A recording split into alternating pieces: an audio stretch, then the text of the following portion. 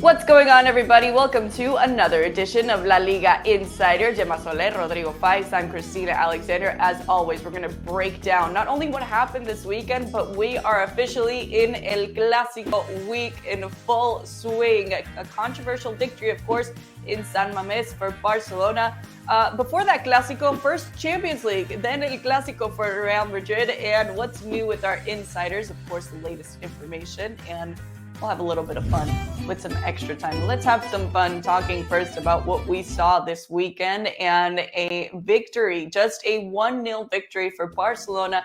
3 very important points. Gemma, what do you make of this game and Barcelona being able to get the victory, but with that 1-0 and, of course, a little bit of controversy? Yes, of course, there was a controversy because always there is a disallowed goal in the injury time, and the goal of Barcelona was also thanks to the VAR. But if you revisit both controversial actions, the VAR was right. The thing is, the referee on the field didn't see it, and that's why the VAR came to this wall where we have in our coach lots of cameras, but the referee doesn't have it. So I think at the end it was fair, but I understand that the fan base of Athletic Club, the rivals of Barcelona, might feel outraged because of all the controversy that is right now. But especially, I think it was a kind of a miracle that Barcelona won in the Cathedral.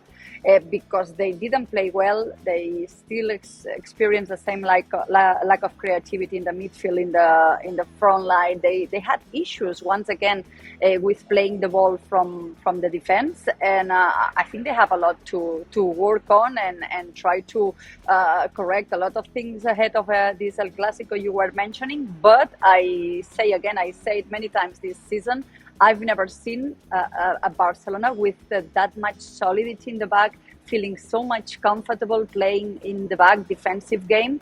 And that's at the end of the day what gives them points. Another one, it's 3-1-0 or 0-1 that Barcelona gets in a row. Yeah, Marc-André Ter Stegen too, making some important stops there in the final minutes because, for the first time, as Gemma said, Rodri, in a long time, we're seeing a solid defense. So what are those problems that Xavi needs to work on, or the team needs to work on, of course, before they face Real Madrid next week? I don't like this Barca.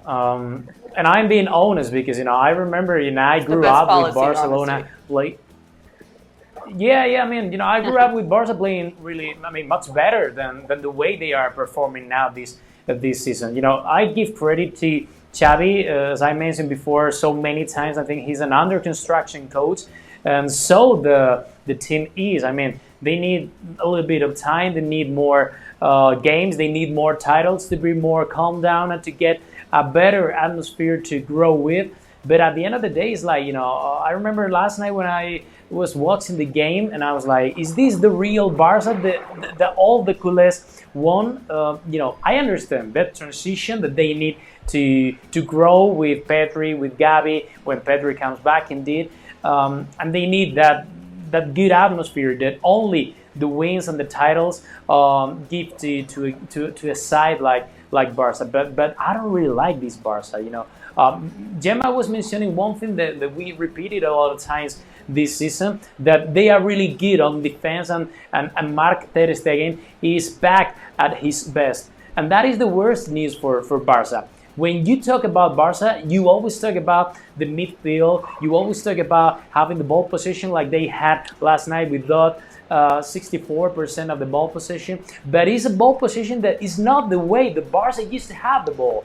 I remember Barca, combining a lot of, much more faster and much more, with more sense in the past years. And now that they have the ball position, it's like, okay, I even get a bit bored when I see Barca games, and I think that they struggle too much in any part of this match. Like, for example, against Athletic de Bilbao, I got the feeling that if the game had lasted maybe 5-10 minutes more, for me it was a final draw in between both great teams. The spectacle is great. I give credit to Barca, but this Barca, doesn't really feel like the Barca they used to be. Yeah, trying something different, getting results at the end of the day. Xavi, and right now they are 9 points clear. Let's listen to the Barcelona coach and we'll talk some more. Sí, hoy era una final para nosotros, les he dicho a los jugadores, hoy es una final. Ya no pensar en el Clásico, hoy hay que sacar los 3 puntos, hay que competir, hay que ponerse el mono de trabajo y creo que lo hemos hecho. Y hemos tenido personalidad también para jugar en muchos momentos, que es difícil. Te aprieta el Atleti, te acaban saltando con extremo y lateral, te generan mano a mano. Robert ha sido importante en muchos momentos. Bueno, creo que el equipo pues, ha sacado una victoria de carácter y vital para el devenir de la Liga. Nos gustaría ganar más holgadamente, pero esto es San Mamés. San Mamés es difícil, un estadio complicado y cuesta ganar a cualquier equipo, y más en este estadio, ¿no? Que apretan, que no te dejan, que son agresivos, que ganan duelos, que el público también aprieta mucho. Bueno, es difícil competir aquí, ¿no? Es una victoria de oro para el equipo. Yeah, historically speaking, it's always been attractive to see these two play against each other more when we're talking about Barcelona visiting San Mamés, something that Xavi recognized at the end of the day, Gemma, but he also mentioned the personality that his players had, the attitude that they had throughout this match. How important is it to have Xavi see that in his players in this week that is so important for Barca? For him, I mean, he has said many times, but I kind of agree that yesterday's game, it was kind of a final for Barcelona, because it's absolutely very, very different for being secure before facing Real Madrid to be 9 points adrift or 6, because 6, if you and with the goal average, it's 2. So La Liga is back to the strong competition, and this way they have 9 points. They can even draw or get a defeated an accident against Real Madrid, and I think it's important for Xavi that his players have this personality. I kind of agree with Rodri. Sometimes it's boring watch this Barcelona. I think that it is so important, so urgent for this team to have success, because they have been having these defeats lately, the frustration in Europe year after year, that they really need to have some silverware. And I think they leave the flowers in the locker room and they show personality, physicality, and pragmatism. For us, for the people who love football, it might be kind of boring, but they need to win. I mean, they spend so much money this summer. There's so much controversy regarding this club that they cannot. It would be a huge failure to lose this La Liga, having been there at 10 points adrift of Real Madrid and being out of Europe. Real Madrid needs to play Liverpool next week, I guess we will be talking about, and they have a week with some days off. We will be saying that in Insiders as well. So they are just having a strong exercise of pragmatism, which sometimes is boring for us, but I guess it's what they have to do to eventually win, because they have some limitations. Yeah, and trying to control those emotions at this point, of course, in the season, seeing that separation, and of course, what's going to be maybe the most important week for Xavi and company looking forward. But he did also mention that, he would have liked to have seen them maybe win with a little bit more goals, not only just this 1-0 that we saw. Rodri, what needs to change with Barcelona if they want to have that higher victory, of course, against Real Madrid? They need to release a little bit on attack. For me, is the only thing that Barca is missing from some other years, apart from the ball speed in the midfield. I mean, I still see Ansu Fati, on his way to be the real Ansu Fati that we were used to. I still see Ferran Torres like, okay, I can give a little bit more. I still see Lewandowski, that for me is the teacher of all these kids, getting adapt to Barcelona style. So that is why for me, Barcelona need a little bit of release. Because when you see, for example, how Rafinha is performing this year, is the perfect example that the Barca are going through on attack. I mean, the kind of players that you that are meant to be much higher, but they are still like maybe at a 60 or 70% of the real chances that they can get till.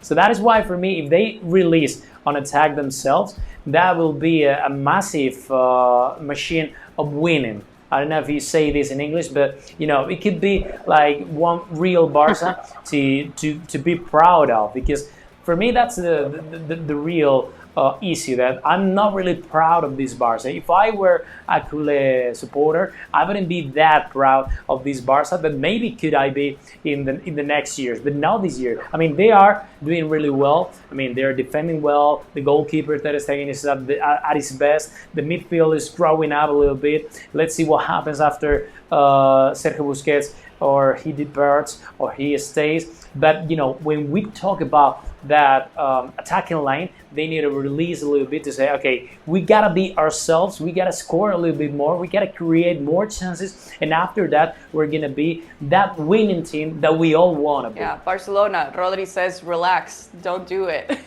Let's do it, of course, to face Real Madrid and maybe some of that pressure and have some of those goals. Rodri, I'm going to stick with you so we can talk a little bit about what you saw from this Real Madrid side after that victory on Saturday against Espanyol. Speaking of personality, how would you judge what you saw from these players and those 3 points that they took away this weekend? It was boring to be honest. I mean, it was really pragmatic, winning for Real Madrid against Espanyol, but it was pretty boring, mostly in the second half of the game. I understand that Real Madrid need these at this point of the season. I mean, they need to win, because if not, you're going to face a nightmare week playing against Liverpool in the Champions League and then facing Barca at the Clasico. It would have been a real nightmare week for Ancelotti kids, but at the end of the day, it's like, okay, they won, that's fine. This is Real Madrid. We don't look for anything else. We won. We didn't have any kind of problems after this goal that they try to come back, because they started to lose with this José Lu's goal in the first part of this first half. And after that, it was the real Real Madrid. I mean, they were really well on the midfield. Vinicius was top for me. He was a massive player once again, the kind of player that we want to see every single week. He was focused on what he needs to be focused on. And, at the end of the game, he was like, okay, 3-1, fair enough. We're going to be kind of calmed down this week to face Liverpool, to travel to Barcelona, and at the end of the day, Real Madrid don't really need anything else, because if you look at the calendar that is ahead for Ancelotti's squad, you gotta face Liverpool, then you gotta travel to Barcelona, then you will have a kind of easy, and I say kind of easy because Valladolid is struggling a little bit to try to avoid those relegation places, and then again Barcelona in Copa del Rey, then Villarreal. You're gonna play at Santiago Bernabéu against Quique Setién team. So, that is why I'm going to explain in the Insiders section why Real Madrid are so focused on the next weekend game against Barcelona. Yeah, because it could start a positive domino effect, right? If they advanced against Liverpool, if they beat Barcelona, there's no telling what this Real Madrid could do. Maybe they could even repeat what they did last season. Of course, I'm getting very ahead of myself because that would be kind of the dream now for the fan after seeing this separation between the first and second place. But it's the reality, Gemma, with this Madrid side, as of course never say never until we see the final whistle and then some. How can Carlo Ancelotti make sure that his players keep their feet on the ground, especially in this upcoming match against Liverpool? Well, I mean, if something we can say about Ancelotti is that he knows how to deal with a locker room full of stars, how to work with them. He has so much experience, and especially with Real Madrid, and he has the experience of last year, where his team, his players were able to take that last drop of physical effort to be the main actors of that shocking comebacks that they were so famous for last season, and that eventually brought them to win the Champions League. I think you managed to get a 5-2 win in Anfield. I think this them a lot of credit and a lot of I'm not going to say calm, but they need to face this powerful Liverpool, knowing that they were able to hurt them so much. I think it's some kind of attention what Liverpool managed to do against Man United, but this was an accident, and I think there was a lot of psychology in that 7-0 shocking defeat. And actually, we've seen that Man United is not that bad. They eliminated Barcelona and beat Betis later.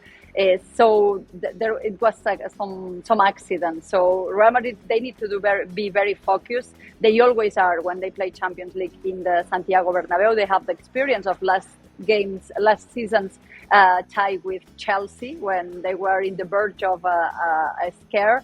And just to be focused in that game and trying not to get hurt. And then to think in El Clasico, I think they are well aware that they cannot win La Liga.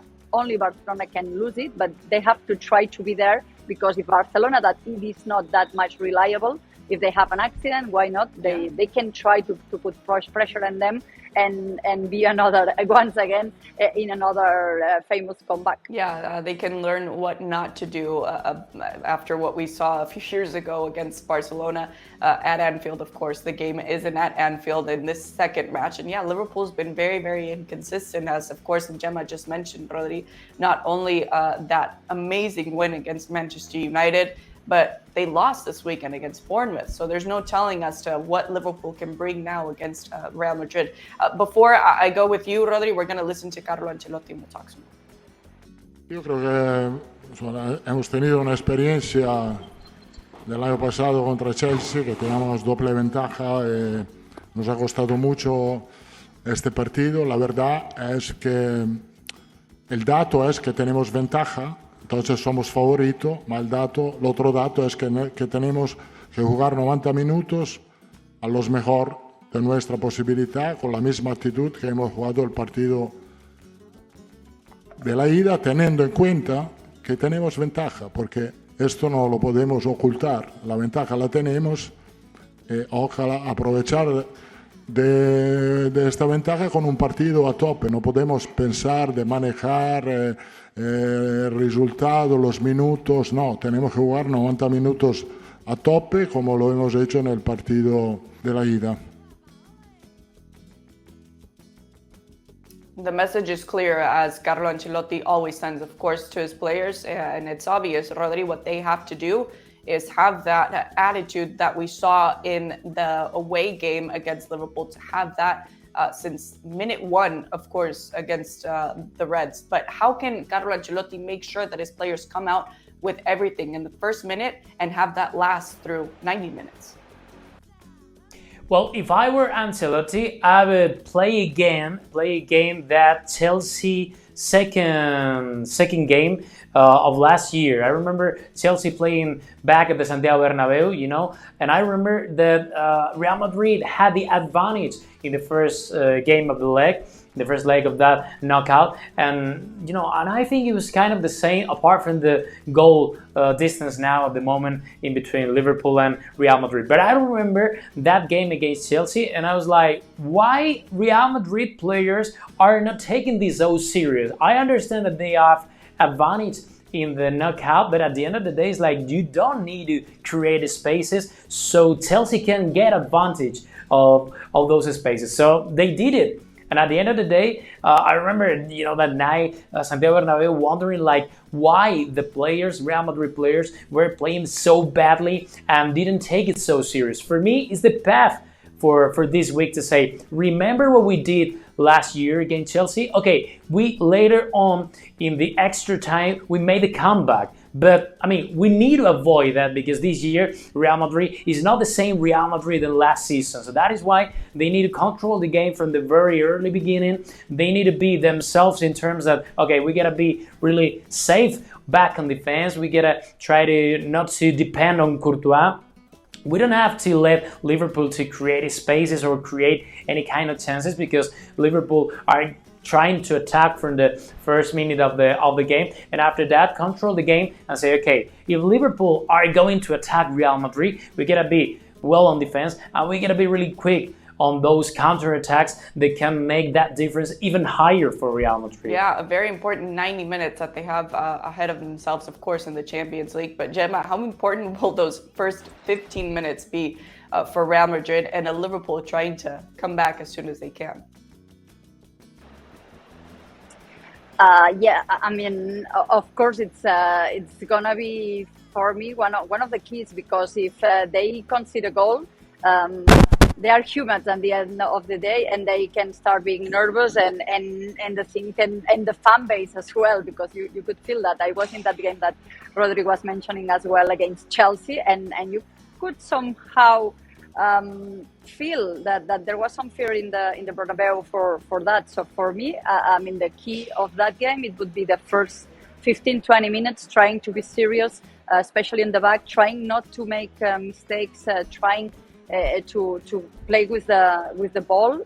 For example, the way they did with Barcelona in the Copa del Rey, yes, it was a defeat, but they played a solid game, and they have that 3 goals credit that they managed to get it in Anfield. So for me, there is a lot of psychology in this kind of knockout stages, and they have to be there very, very focused. Yeah, it's fascinating, the sports psychology behind it for sure, especially when you have such a big advantage coming into this match, not only, of course, being at home, but of course, that 3-goal advantage at the moment. So it's definitely a challenge for Carlo Ancelotti. Not his only challenge of the week, of course, because as we mentioned, it is El Clasico week, Barcelona against Real Madrid this Sunday at 3 p.m. You can sign up now and watch all of La Liga matches on ESPN+.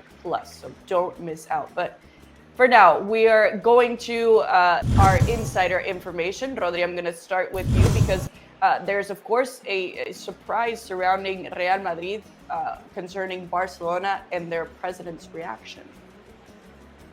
Yeah, on Saturday morning on ESPN website, we reported that Real Madrid, the idea that Florentino Perez had is officially represented in that prosecutor's office in order to complain about those payments from Barcelona for so many years to the number 2 of the referees in Spain. And, you know, what I got from my Real Madrid sources this morning is that they were really surprised by Barcelona's president reaction. Joan Laporta tweeted on Twitter on Sunday morning, when everything that we reported about on Saturday morning, it was official. He said that Barcelona was the victim of all of this. And it was like, you know, my sources at Real Madrid were like amazed by the way, first of all, Real Madrid president Joan Laporta chose Twitter to make that reaction, and secondly, they were kind of surprised by the way that there is a lack of an official press conference to say, okay, this is what Barcelona think about this, you know, for Joan Laporta and his board members. And this is so strange. I mean, at least from Real Madrid perspective, they think that this is so strange for a level that Barcelona is expected to be. I mean, they understand that we live in 2023 and Twitter is a great tool for a lot of things, but not for an official complaint about something that Real Madrid, that La Liga, that even the Spanish government this morning made. I mean, that accusation of Barcelona in that prosecutor's office. So that is why they were kind of surprised by the way Joan Laporta showed his, his way on Sunday morning. Yeah, and it must have been a headache, of course, for those involved, because there is an open and active investigation against Barcelona at this moment. So you do have to be very, very careful with not only what you say, but of course what you're putting out, especially when we're talking about the Twitterverse. Gemma, I'll go with you because there was not the happiest reaction from Athletic Club after what happened this weekend against Barcelona. Yeah, we will be talking about that Laporta's tweet a little bit later on, but let's focus on something that is kind of related to what Rodri was explaining, is the absolutely spicy / hostile environment that Barcelona found in San Mamés. Of course, it's a rival. The fan base will always try to help his team and and not being nice with the rival. But the truth is that for 2 decades, something like this, there is a kind of friendly atmosphere between the Lions, the Athletic Club supporters, and the culés, the Barcelona supporters, because of history links, political views, and so on. Absolutely was everything but this on this game. It was the momentum that they throw fake banknotes to the stadium, but from the very beginning they were insulting the players, saying you are a palancas, you are livers, you are going to relegation, you will play in the second division, all the game. And this at the end of the game, as it was so much spicy, the end of the match with that VAR decisions, we could feel this as well in the tunnel that takes to the locker room. Iñaki will players with that. He started shouting like, let's go and steal somewhere else. Muniain, who was also very upset because his handball made eventually the disallowed goal, he was shouting as well. So there was a lot of spicy. They were outrageous. They felt really bad, and we could even had the chance to talk to Berenguer, and he said that he's completely happy with what the Athletic Club supporters decided to do, because they feel that they have been still from the referee on that game and on the previous one. So that was the feeling that we could see in a lot of the players of Athletic Club. Not all of them. I must say that Íñigo Martínez, one of the key players there, and that he has been linked to Barcelona for a long time. He spent, I would say, 10-15 minutes talking, calmly, just talking about the game, of course, and what happened there with Jordi Alba, with Marcos Alonso. He was with Sergio Busquets as well, with some of the captains of Barcelona, and that was a calm conversation, not with the other players that they really felt outraged, and we could experience in first person some spicy moments there. Yeah, they were so close to that time match, so of course that didn't help the situation, but it's so interesting that you give us your first-hand perspective or your first-hand experience of what you saw in that reaction, because we can talk about it all day long, but it's so valuable, Gemma, that you tell us exactly what you saw with that situation. All right, we're going to go back to you, Rodri, still talking about Barcelona, but of course that match that they'll have against Real Madrid. Is this truly Madrid's last chance this season in La Liga, Rodri? How do you see it?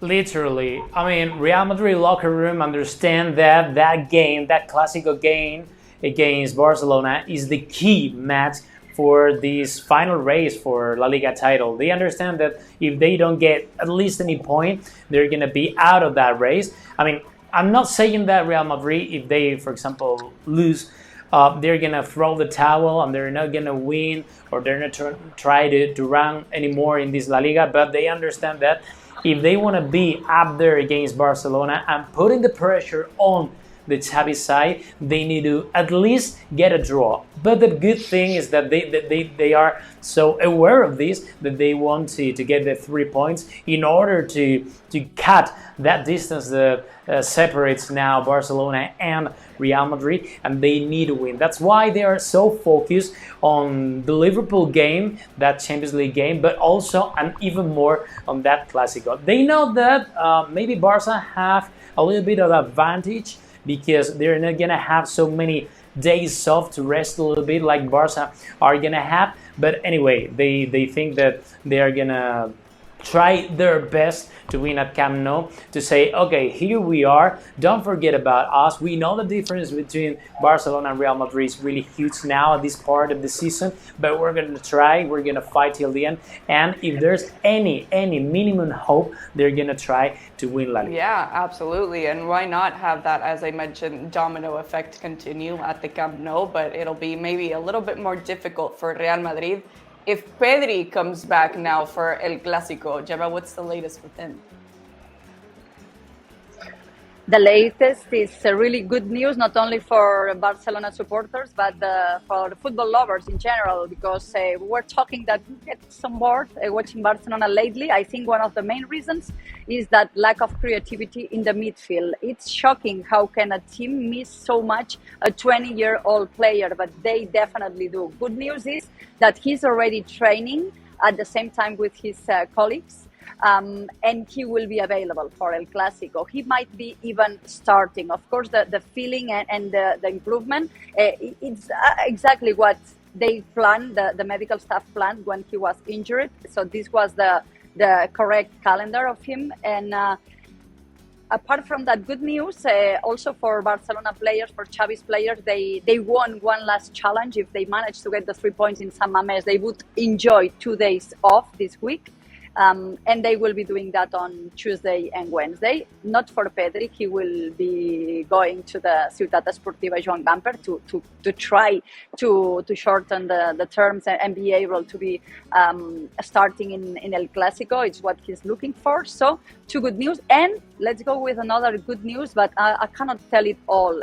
Thanks to these 2 days off, our colleague Martin Einstein will be enjoying some time with one of the main stars of Barcelona. You know, his Bicycle Diaries. If you don't know the show, we strongly recommend. So on Sunday, in the pre-game of ESPN El Clasico, everyone tune it on, and because you will see a big surprise. One of the main players, the stars of Barcelona, will be doing something fun with Martin Einstein. Let's leave it there. Ooh, I'm interested. I'm already thinking about who it could be. I do have a guess, but I'll keep that to myself and let the surprise just kind of roll on for this weekend. A lot of surprises, of course, for the coverage that ESPN Plus and, of course, all of you guys have ready for our viewers to watch this coming weekend. But before we get to that, Rodri, Real Madrid is pretty happy because they are getting some money in their pocket, right?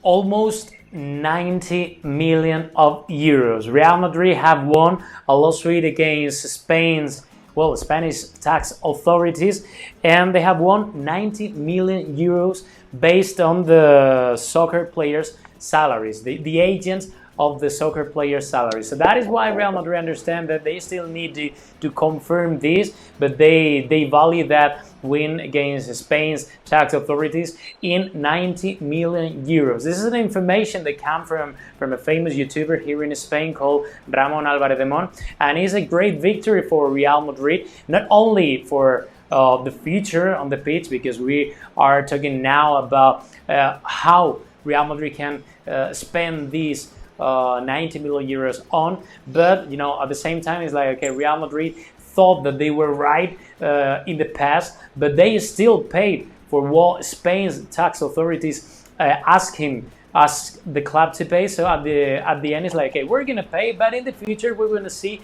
if the authorities are right or not. Finally, Real Madrid are in the right way, so they are gonna come back with those 90 million euros. Is a lot of money, and the big question mark is the one that we mentioned before. I mean, are those millions gonna be invested on the signings of these next summer window transfer? We don't really know, because they needed to talk to LaLiga and they need to see if finally this comes through the financial control of Javier Tebas. Let's see what happens, but it's a great news saying that Real Madrid, apart from the investments on the pitch, they are investing in the renewal of Santiago Bernabeu, who is at the last part of this renewal. So let's see what happens in the near future. But indeed, those are great news for Real Madrid. Talk about a great problem to have. I have all this money and I don't know what to do with it. To be Real Madrid. Give me 1 million. Exactly. Maybe one day. Dream big, guys. You never know. Gemma, we're gonna finish our insider information off with you, because it's a great problem that Real Madrid has, but Barcelona has a big problem, of course, with the Negreira case that seems to just be getting a little bit more complicated and convoluted. What is Barca working on with this situation? On the public explanation, because the thing is that they already have been judged for a lot of people and condemned, and they think they should be relegated or even just disappear as a society. So that they really need to explain themselves really well. It's a case that it's very complex, very strange, smells so bad, and I think it's extremely complicated for them to make it understandable. Actually, Rodri was mentioning that tweet of Joan Laporta. It was not on the plans, that tweet, because the lawyers have recommended them. It's what our sources told us, not to talk yet. But I guess at some point the president himself decided to do some kind of message for his fan base, because I know rivals, competitions, referees, they don't feel comfortable with that. They want explanation, but the members itself, they really need this explanation as well, because at the end of the day, they are the owners of Barcelona, even though Laporta is the president, but they do own the club. So they are still working on that public speech, that it's so much necessary. And it's not going to be happening, of course, before El Clasico, and they are working in doing it during the FIFA window. In that week, there will be no clubs competition, is what our sources told us, that maybe, and I say maybe because regarding to this case, I cannot add anything that is for sure, that they would be organizing a press conference for that, because they have so much going on. The last news of that Gavi registration has been taken out for the judge, that it was just a cautionary thing. So they are in so much legal trouble. They are working on that, and let's see if what they explain it convinces anyone, because the truth is that it's a very strange and bad-smelling case. Yeah, which is why we understand why you can't promise us anything, Gemma, because it is such a sensitive case and sensitive information that, of course, we're probably going to see an update on not only week after week, but day after day. And of course, I know you'll be here to tell us the very latest. Great stuff as always, guys, of course, on your insider information. We're going to take it over to some extra time because we're already talking about what that game against Chelsea was last season, of course, for Real Madrid, but particularly for Carlo Ancelotti, who said the following. He said, "I'm dead. If I don't die today, I'm immortal." Incredible. What an atmosphere. Thank you all. Rodri, what do you make of this? Well, I remember that game, and I understand Ancelotti because it was a Champions League roller coaster. In terms that at the first game in Stamford Bridge, I remember Real Madrid winning 0-2, and then getting to the extra time in the Santiago Bernabeu game. So I understand Ancelotti, like, okay, we were in the next round, but suddenly, I mean, we did it so badly that Chelsea almost made a comeback before the extra time, but then we come back again. I mean, I understand, like, saying, like, oh my God, I don't have the heart prepared for this kind of shocks. Yeah, exactly. He's only human, but yeah, his heart can apparently take a lot, and you have to when you're the Real Madrid coach. Gemma, what do you think?